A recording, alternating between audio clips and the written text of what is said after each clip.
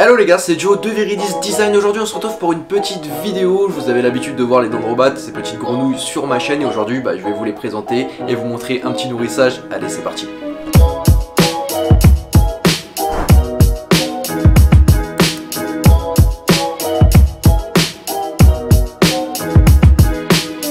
Du coup les gars, aujourd'hui on va parler de dendrobates. Les dendrobates, qu'est-ce que c'est? Ce sont ces petites grenouilles donc, qui sont de la famille des amphibiens et qui viennent d'Amazonie en Amérique du Sud.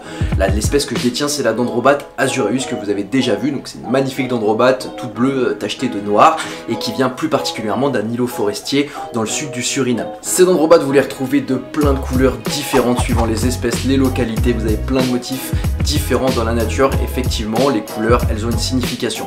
Et ce genre de ton très vif signifie un danger. Effectivement, les dendrobates, elles peuvent produire un poison, donc la batrachotoxine, qu'elles fabriquent grâce aux alcaloïdes qu'elles ingèrent avec les insectes qu'elles consomment, particulièrement des fourmis. Je vous rassure, en captivité, elles ne sont pas dangereuses puisqu'elles ne peuvent pas se nourrir de cette fourmi et du coup, elles restent complètement inoffensives. Ce qui est plutôt rassurant parce que dans la nature, vous avez des espèces comme la Philobate terribilis qui seraient mortelles pour l'homme. Et petite anecdote, c'est que vous avez les indigènes, donc en Amérique du Sud, qui utilisent ce mucus, donc de ces dendrobates, pour enduire leurs flèches et ainsi les empoisonner.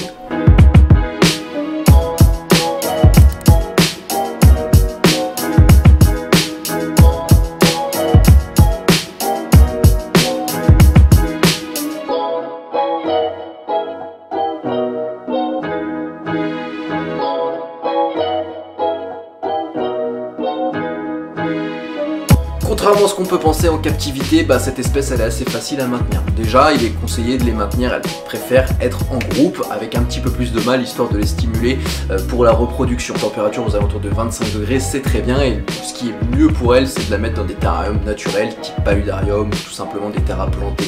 Parce qu'effectivement, ça va reproduire un petit peu leur biotope et elles vont se sentir beaucoup mieux.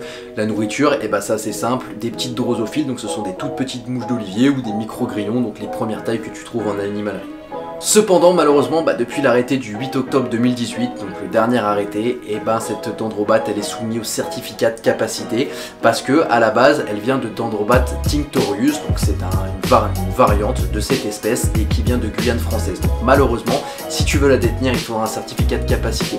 Pour les personnes qui les détiennent avant cet arrêté, comme moi par exemple, il faudra juste par contre se remettre en règle. Pas de panique les gars, par contre il existe plein d'espèces de dendrobates, donc des espèces qui ne sont pas soumises au certificat de capacité avec plein de couleurs et de variétés différentes. Je te laisse checker sur internet. Les conditions d'élevage, c'est principalement similaire suivant toutes les espèces. Si jamais tu as des questions, des conseils, n'hésite pas à nous demander sur Instagram, sur Facebook, en commentaire de vidéo. Et je te laisse mettre un petit pouce bleu. Je te dis à la prochaine pour une autre vidéo. Ciao, bye bye.